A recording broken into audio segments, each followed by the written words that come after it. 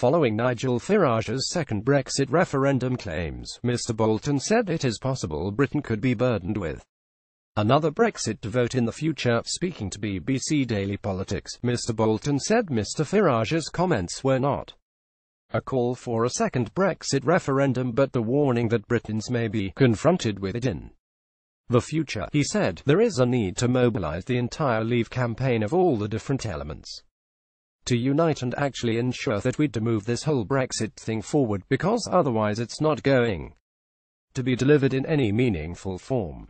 So that's really what he was talking about. Getty. BBC. UKIP leader Henry Bolton said Britain could be burdened with a second Brexit vote. What he's saying there is, okay, let's go into war on this. That was my reaction. Henry Bolton. What he's saying there is, okay, let's go into war on this. That was my reaction. Mr Bolton insisted Mr Farage was not supportive of a second referendum, but the BBC's Joe Coburn hit back and said, well, it is what he was saying. I'm reaching the point of thinking that we should have a second referendum on EU membership. Mr Bolton said, right.